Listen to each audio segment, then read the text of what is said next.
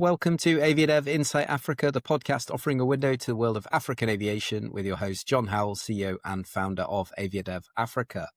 Now, today we are going to reflect on the recent ICAO Next Generation of Aviation Professionals event that took place in Durban in August 2025. And with the support of our great friends at Airlink, AviaDev were able to send 3 inspirational aviators and AviaDev ambassadors down to take part in the event. They not only attended the event, but they also spoke from the stage to a global audience, both in the room, but also online as well.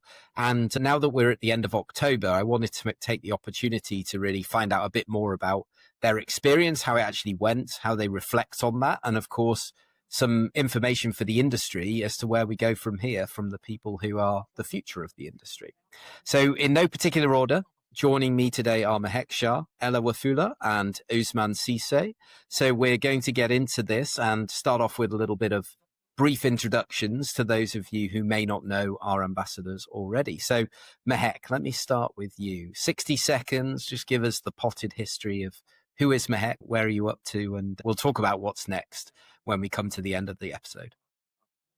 Okay. Hi, everyone. My name is Mahek Shah. I'm a 21-year-old private pilot, drone pilot, and the founder of Wings for Women.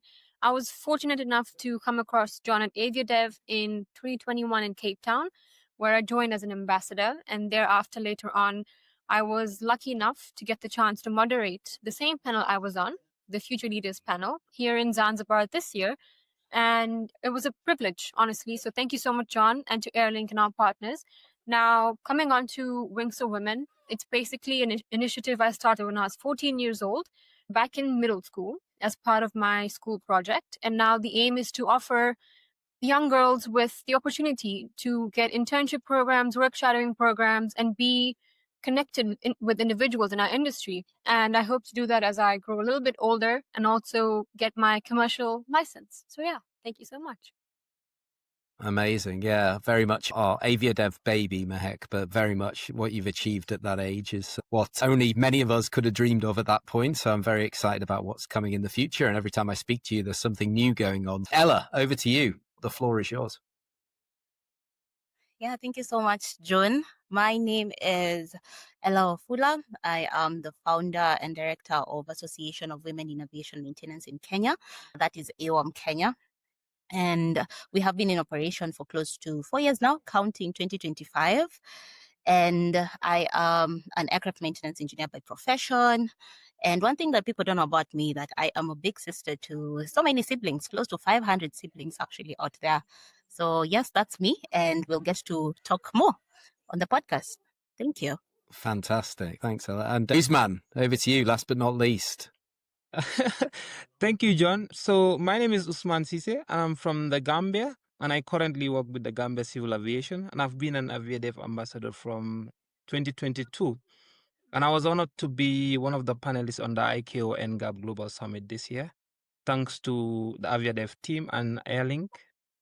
Yeah, you're all heroes in your own right, and we're going to find out a little bit more about that experience now. Matt, coming back to you, I think a good place to start here was the story of how this came about. And ICAO actually reached out to me. It was straight after we'd done AviaDev in June in Zanzibar and said, would you be interested in taking part in this event? And my immediate reaction was no, not because I didn't want to, but because I didn't feel I was the right person. So I immediately came back to them and said, this is a really good initiative, but I would love for it not to be me, but for AviaDev and for African aviation to be represented by the people that actually are involved in that and are going to be shaping that over the coming decades. That's where I nominated the 3 of you. And of course, they were very kind. So a big shout out to Latifa for accepting that and embracing it and putting you all up on the stage, which was fantastic. So I think what I'd like to start off with is looking at the expectations of what you were hoping to achieve from attending the event. What was it that when you were on that flight, on the Airlink flight down to Durban, that you were hoping to get out of it, I suppose? So yeah, Mahek, if you want to kick us off.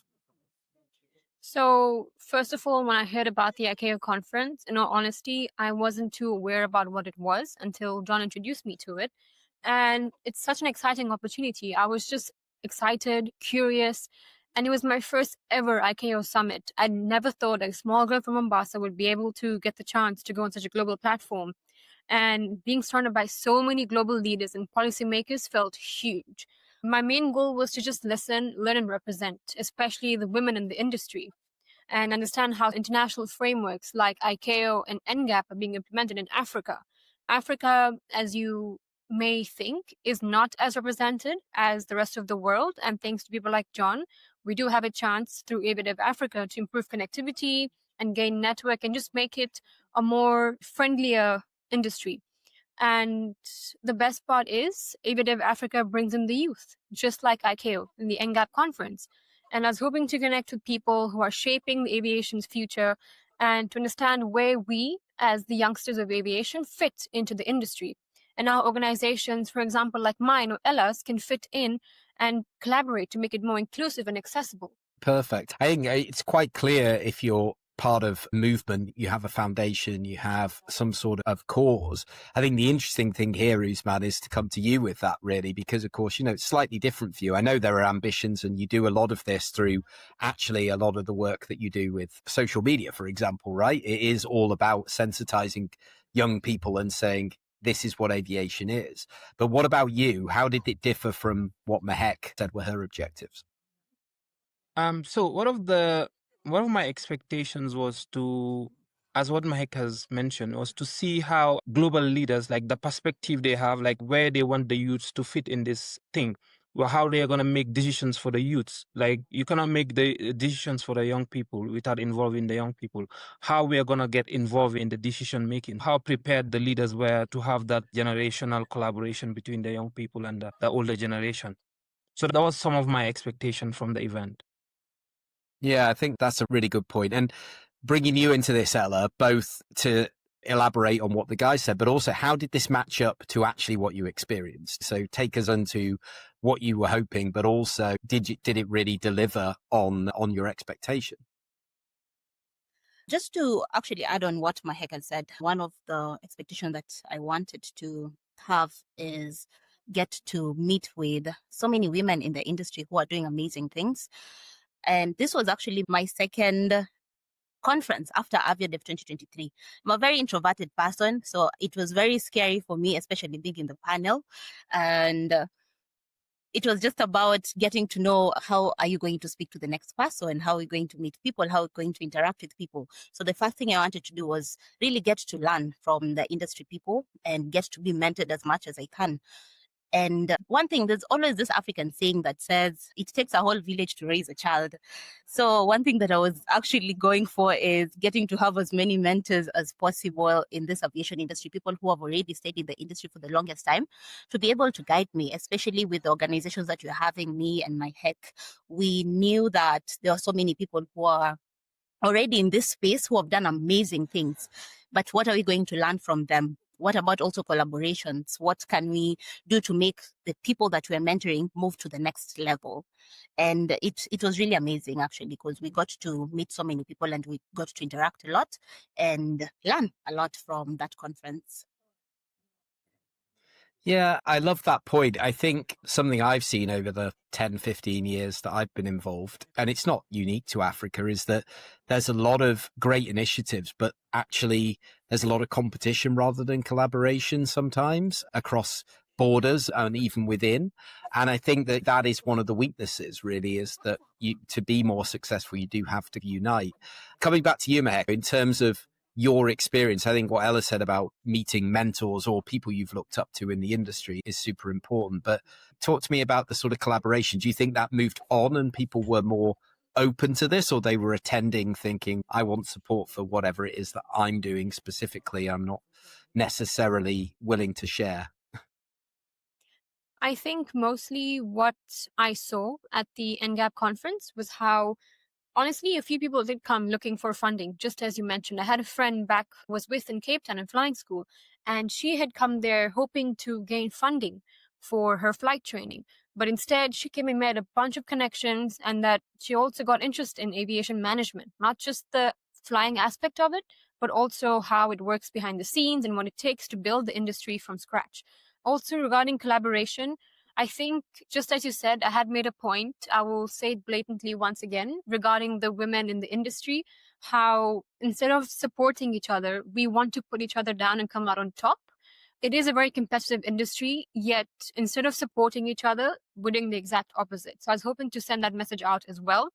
And regarding collaborations, quite a few people have reached out to Ellah and I regarding how the industry works for the youngsters in terms of mentorship, how they can gain experience. Because obviously, for example, Usman and I, who are training to be pilots, how will we be hired to fly for, let's say, Kenya Airways without the number of hours? Now, we can only afford to do a number of hours, which is the minimum requirement of 200 hours.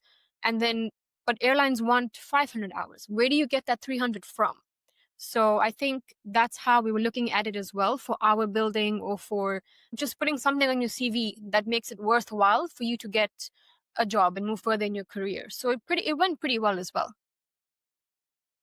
Yeah, I think that's such a great point. There is a gap, and also it's who bridges that gap. And we'll come to some of those solutions shortly. But I wanted to ask you, Usman, about your experience and the people that you met. I got lots of great pictures from you guys, lots of selfies. You made the most of the opportunity for sure.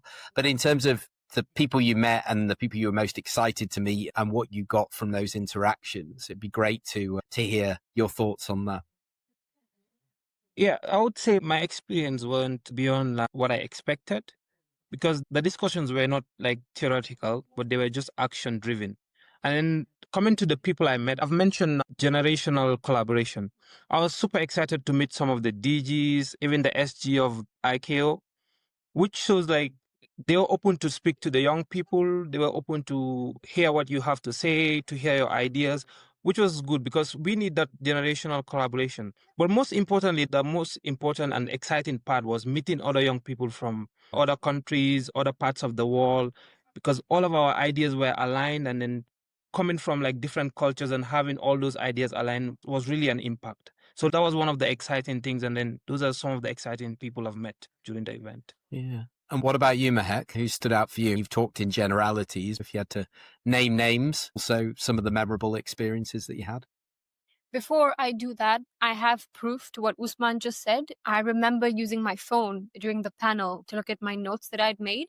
And I just see a LinkedIn request from Mr. Salazar. And I just sat there and I looked up at him and was looking at me. And I was like, whoa, he actually just requested to connect on LinkedIn in the same moment after seeing our names up on the display behind us. And I think also what Usman said about the youth that we met, there were thousands of young boys and girls who had come in from different high schools in different parts of Durban to see what the conference was like. And I think, if I'm not mistaken, the South African Air Force, or there was a company that brought a simulator. And it was such an exciting experience. One of my highlights, seeing a young boy for the very first time sit in that simulator and pretend it was a plane. It was so wholesome. And I'm pretty sure all the kids enjoyed it. And regarding meeting people, I was excited to meet, of course, Mrs. Salazar as well, and people like Latifa, in fact, who bring such programs together and create such opportunities for us to raise our voices. Not to mention the very famous Captain Zoya of Air India, who's made quite a big name. Rightfully, she's worked hard to get to where she is right now while inspiring lots and lots of young women. She's a role model as well. Not to mention people like Muhammad Tyre, Captain Priya. So, yeah, pretty amazing. Yeah, it was a who's who for sure on the stage, definitely. Go on, Usman. Yeah, I was just going to say, Mohammed was super excited. I was super excited to meet Mohammed. It was great because he brought in another perspective to one of the things I do, which is like create content for the next generation to motivate them. He's given me a lot of ideas also on how to go on about things. And then we've really connected well as well. Yeah, Mo's a great guy. So that's the airport guy on TikTok or wherever else you are. You can find him on LinkedIn as well, Mo Taher. So yeah, go and look him up. But yeah, doing great things for the next generation, bridging that gap. Just somebody in his late 20s, but with a really cool story of starting working at Heathrow and then documenting his experience and ending up leaving that to become somebody who's now an ambassador for the government here in the UK, getting young people interested in the industry. And I think, what he's doing in terms of recruitment and interest is just worth so much to the industry in this country. And there's no reason that you guys can't do that, but the frustration has to be the pathway.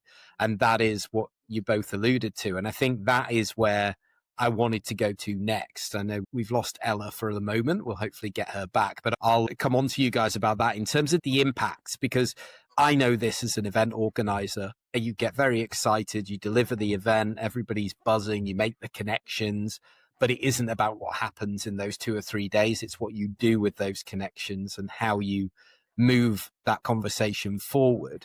The legacy, it's still probably early, but this was a reason we wanted to do it 2.5 months after the event, was just to go, not have the interview straight after you get back and you're buzzing about the experience, but actually the impact is what's developed off the back of it. So talk to us about that, Mahek. Where do you see this? Can more be done, and has it been useful in moving the needle?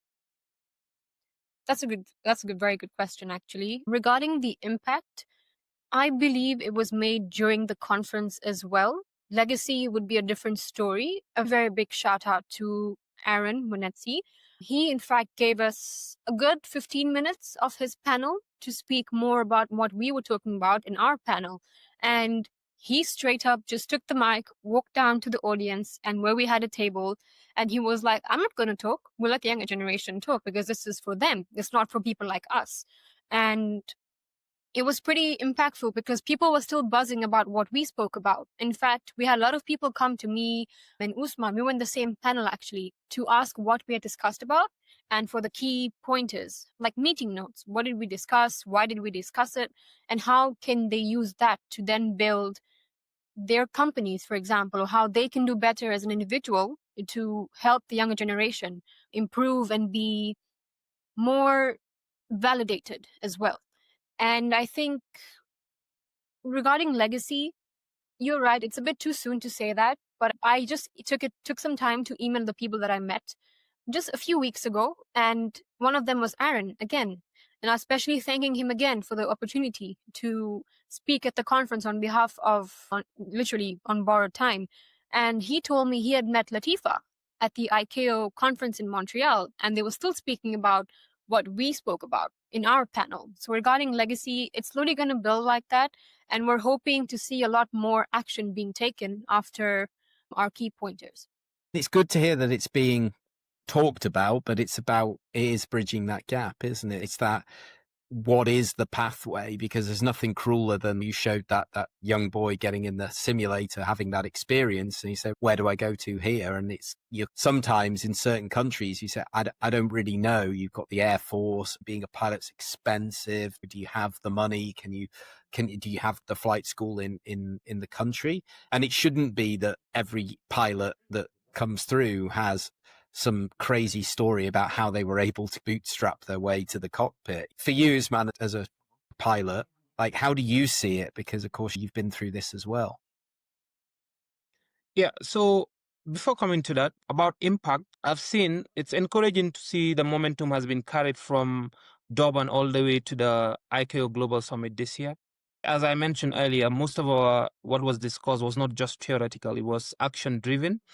And then most of our points have been put into the call to action and has been put to item 21 on the discussion list for the assembly this year.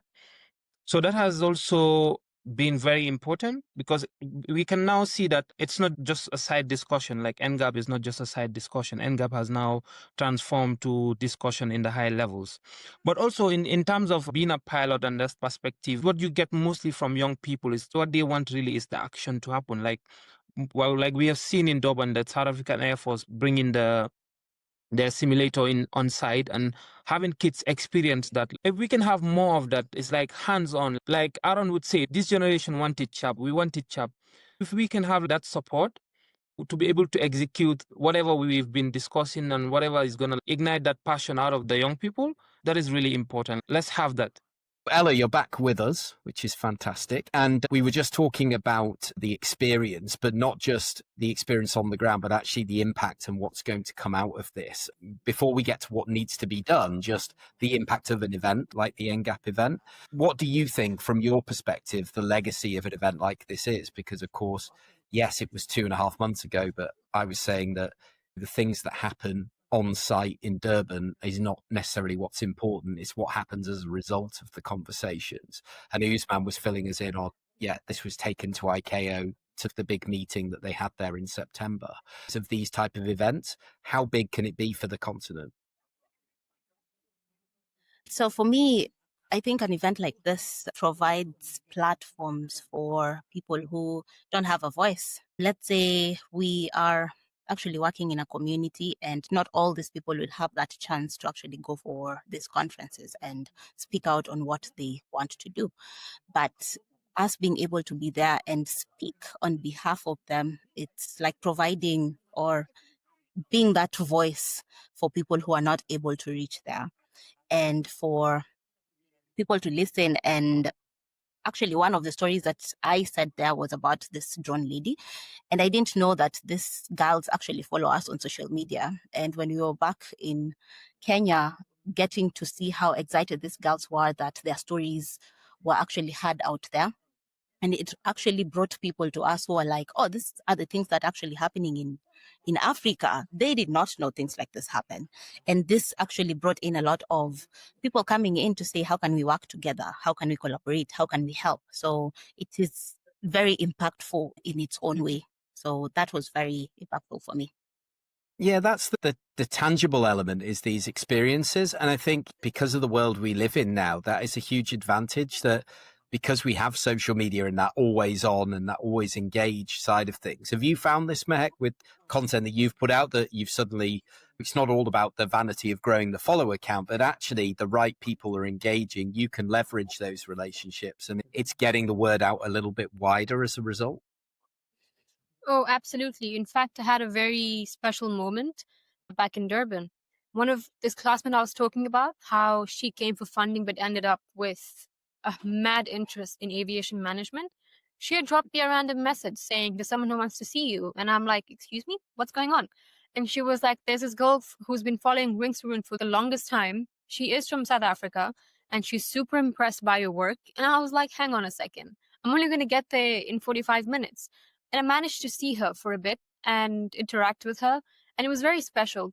I don't just look at the followers, but the people who interact with my content, such as what I've been keeping up with or what others are keeping up with, and more of the empowering section, similar to what Usman does, making reels, posting content, pictures, videos. It's pretty impressive. In fact, I was very lucky enough to record a few interviews with Captain Priya, with my fellow panelists, and people from different countries, from China, from Ghana. And I'm hoping to start uploading those in the coming month. I've just been editing and focusing on schoolwork, but absolutely, I think social media plays a very important role in the message we're trying to make and the message we're trying to create as well. Yeah, I was going to say, it's really about meeting people where they are and understanding how they interact and how they consume content. I'm slightly worried, I have to say, Mahek, if you're going to start a podcast series, I feel a bit threatened here. I'm only joking. Please go for it. Go for your life. It was actually, it's funny you say it because I remember when I started 10 years ago, whenever it was, 12 years ago, saying, what do I have? I'm here in the UK and I don't have the wherewithal to just travel to Africa. People don't know me. I'm not going to get invited to things. And utilizing social media, predominantly LinkedIn, but then starting the podcast 8 years ago and saying to people, here's a modern way of communicating. Here's some free information. Here's the YouTube links, etc.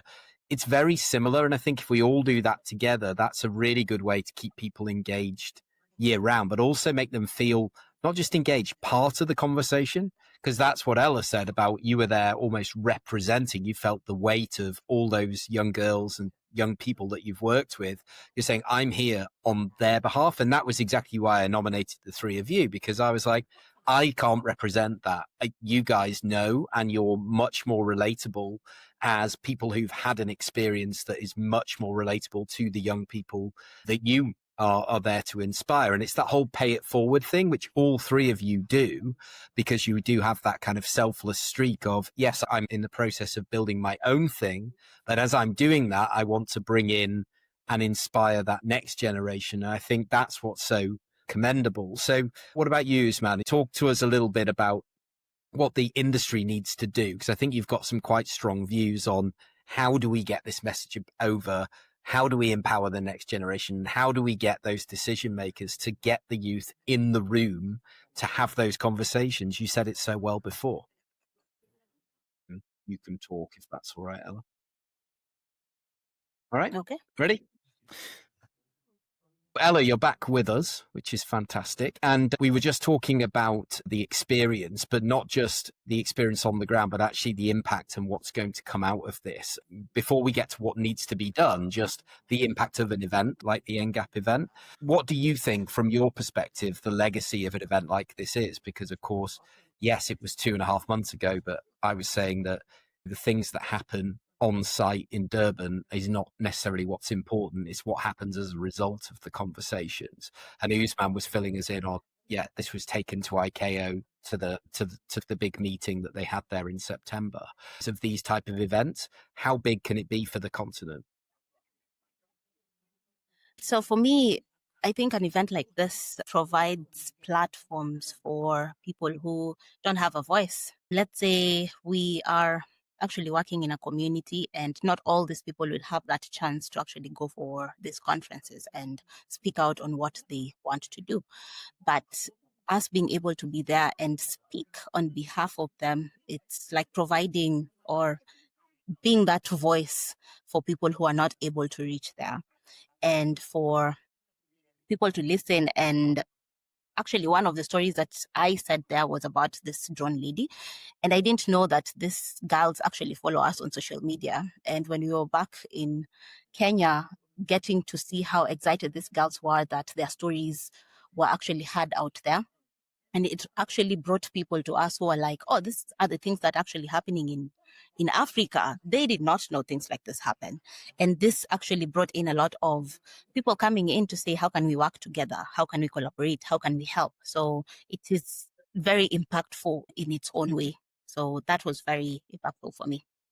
Yeah, that's the tangible element, is these experiences. And I think because of the world we live in now, that is a huge advantage, that because we have social media and that always on and that always engaged side of things. Have you found this, Mahek, with content that you've put out, that you've suddenly, it's not all about the vanity of growing the follower count, but actually the right people are engaging, you can leverage those relationships and it's getting the word out a little bit wider as a result?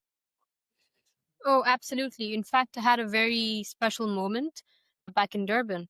One of this classmate I was talking about, how she came for funding but ended up with a mad interest in aviation management. She had dropped me a random message saying, there's someone who wants to see you. And I'm like, excuse me, what's going on? And she was like, there's this girl who's been following Wings for Wind for the longest time. She is from South Africa and she's super impressed by your work. And I was like, hang on a second. I'm only going to get there in 45 minutes. And I managed to see her for a bit and interact with her. And it was very special. I don't just look at the followers, but the people who interact with my content, such as what I've been keeping up with or what others are keeping up with, and more of the empowering section, similar to what Usman does, making reels, posting content, pictures, videos. It's pretty impressive. In fact, I was very lucky enough to record a few interviews with Captain Priya, with my fellow panelists and people from different countries, from China, from Ghana. And I'm hoping to start uploading those in the coming month. I've just been editing and focusing on schoolwork, but absolutely, I think social media plays a very important role in the message we're trying to make and the message we're trying to create as well. And yeah, I believe... I was going to say, it's really about meeting people where they are and understanding how they interact and how they consume content. I'm slightly worried, I have to say, Mahek, if you're going to start a podcast series, I feel a bit threatened here. I'm only joking.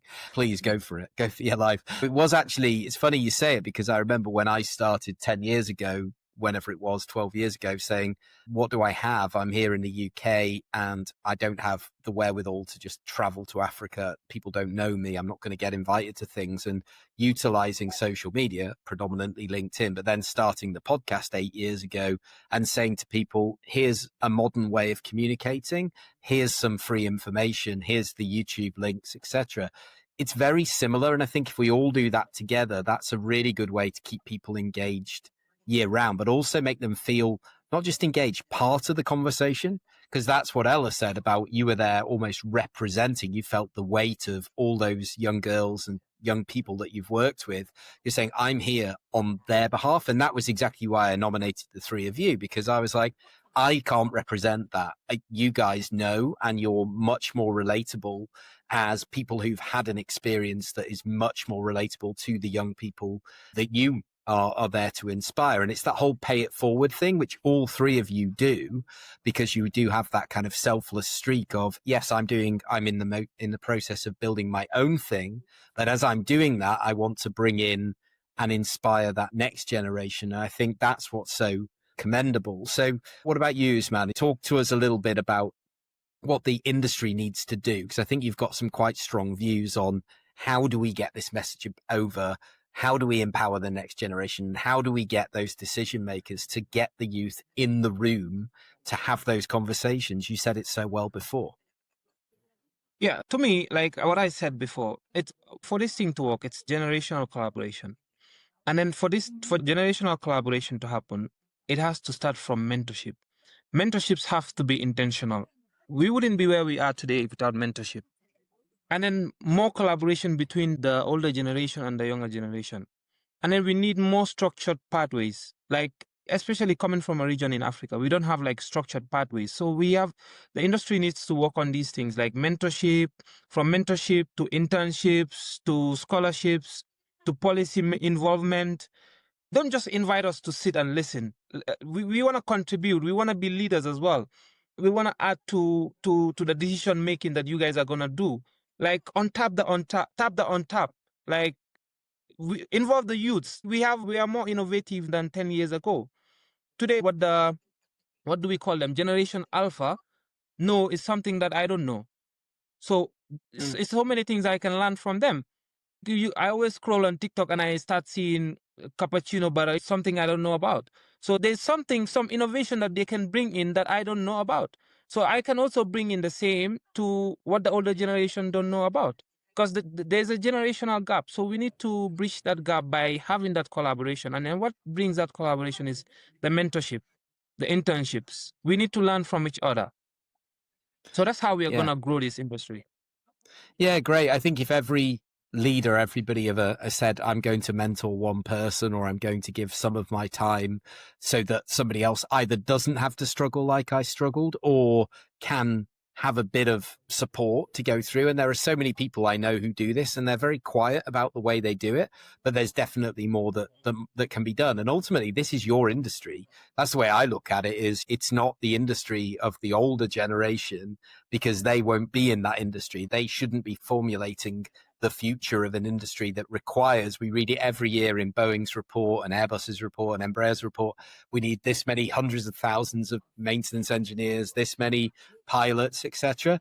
And for you, Ellah, you've obviously developed through, well, I've been working with you there, and you have a board now. So we are not necessarily mentors. You're engaging that generation. And obviously these people, because it's formalized and they see the results, it is making a difference, right? So there's one example. Yeah. And I think just to add on what Usman has said, there need to be structured pathways because we mentor these girls or these kids, but what happens after? You're mentoring high school kids, and yet they don't even have fees to get to the next level, to campus. So there needs to be something that will actually help them, let's say scholarships. And then after campus, there needs to be something else to actually help them get into these career spaces. So there needs to be maybe internships or spaces or jobs and all that. So it needs to be structured. And that's actually what we're actually looking for from the aviation people right now. Yeah, absolutely. And anything you want to add, Mahek, to what the guys have said? I think it's pretty strong. I think I'll just add to what they've said. I've got about two things. Regarding what needs to be done, I think just the way ICAO NGAP brought us to the table as them, they need to bring the youth into the same table as the industry leaders within companies, within organizations. It just changes the narrative from one day you lead to you're already leading. Just bringing them back into that same platform, not just in conferences where you sit and listen and then you discuss, and then more than half the times, honestly, nothing happens. And I'll represent the women, as I have been for quite some time. For women especially, the environment matters. Equal pay, maternity policies, representation, they're not luxuries, they're essentials. It's what most people forget. And I think every woman has a different journey that they can show and represent, but it all starts with being there in the first place. If they're not there, how are women going to rise in the industry? And it'll just keep the same narrative for Generation Alpha, like Usman said, a men-dominated industry. So what change are we making to bring equality?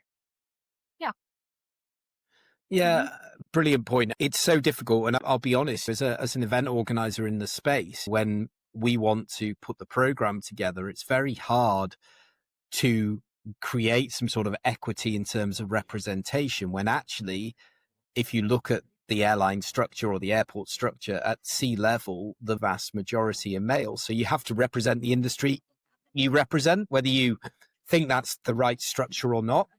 That is the hand that we've been dealt. But I always love it when we do the ambassador session at AviaDev because the tables are turned. You guys are on the stage, and sat on the front row this year was the group CEO of Ethiopian Airlines on the edge of his seat, listening to the next generation. The ambassadors that we had there, and it's been on a previous podcast, Marilyn, who was there, has now been hired as the first female maintenance engineer for FlightLink over there in Tanzania. So there is a tangible result there, but she is one person. She's brilliant, but she's one person out of all of these people. And we don't have a shortage of human capital. We have a shortage of human capital that are mentored, nurtured, and given the right advice and the right structure so that they can take those seats in the cockpit or pick up a wrench as Ellah did and get down there in the maintenance and the technician side of things. So I think that is just, it's so important to permeate this through, but also to share the information. They're the things that come out from me too. Before I let you guys go, I think the cool part now is you're all at the beginning of your careers. So I'd like for you to tell everybody out there what's next for you and how they can get involved. I'll put all the links in that you guys send to me for your TikToks and your Instagrams and everything else that you guys do so that people can find you there too. But yeah, talk us through about what's next. Usman, let's start with you. Yeah, so I'm currently completing my professional pilot training and will be done hopefully very soon. And then the goal is this. The goal is very simple. It's to fly, inspire the next generation, and to collaborate and develop aviation in Africa and beyond. Not just like speaking in panels, but then to create platforms to mentor and then to collaborate with other youths to see how we can move this industry forward, to see how we can have more youth engagements. Yeah.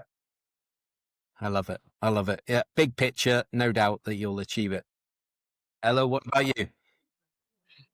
Okay, so for me, what's next is it's not only about external accomplishments, but also personal growth. And also as AWAM, I'd always want to tell people that as much as they mention me, that there's also AWAM, there's also my team, there's also the board.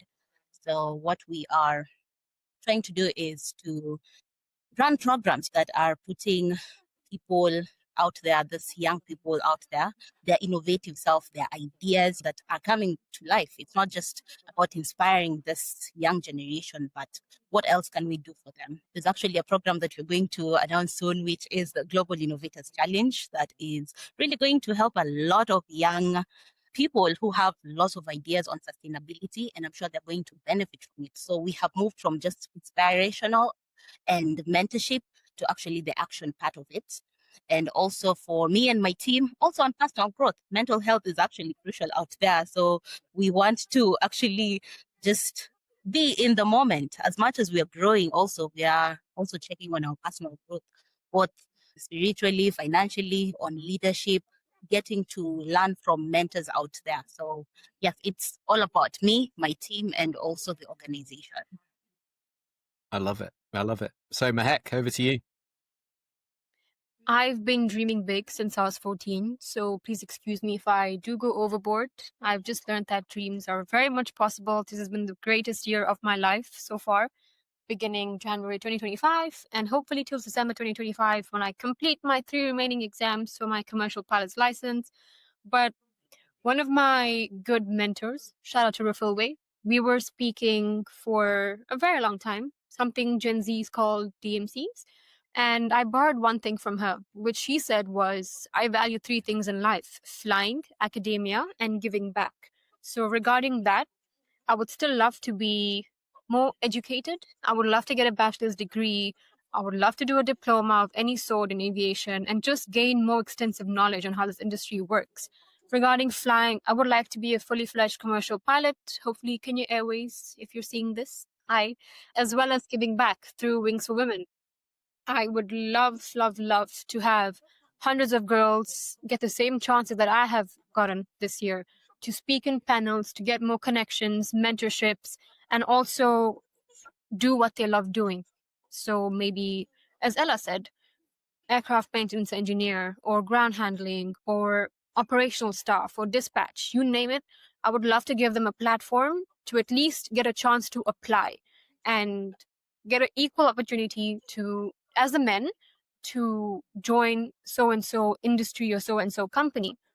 And yeah, I think mainly to make sure young girls see aviation not just as a dream, but a reachable and thriving career. And I will end with thank you so much, Jon, for having us on this podcast. It's been very new, very unique, and very exciting. Thank you. Oh, pleasure. I'm glad that we can give you this platform, and as I say, just wish and hope that everybody else who can, in whatever guise that they are sitting there now, can say, let me have a think inside and think, how can I help? What can I do in my unique position as somebody who works in an airline or a ground handler? What can I do to help give a hand up to the next generation? I always say to everybody, I'll do 1% or 2%. I expect you to do 98. And that's the way it should work when it comes to mentorship. In many ways, it shouldn't be a 50-50. That's just an understanding of the way things work. But I think if you have that attitude and then you reward that person when they give you the advice, they actually take it, they go away, they think about it, they come back. And that's something I can say for all three of you. And it's absolutely a proud legacy that we've got so many amazing ambassadors out there doing what they're doing in the industry, and a real variety all over the world now, actually, after all these years. And I would also like to say, as you've already mentioned, obviously, thank you to Airlink. There is the article now in Skyways in the in-flight magazine. So our South African listeners, and those not just in South Africa, but in Southern Africa, next time you are on a Airlink flight in November, you will see the article. I can't remember exactly what page it's on. You guys might know. Oh, page 12. There we go. Page 12. Go and have a read, and you'll find out all about the experience here, and make sure you connect with the guys. So I'll put those links in the show notes. If you did enjoy it, if you think somebody in your network would benefit from having a listen, hit share it there. There's no login, there's no cost, and do subscribe to the show so that we can spread the word and keep positive about African aviation. So yeah, all that remains is for me to thank my guests today and wish you all the best, and we will watch your journeys with interest. Thank you for joining us. Thank you so Thank much. you. Thank you. See you soon. Bye-bye.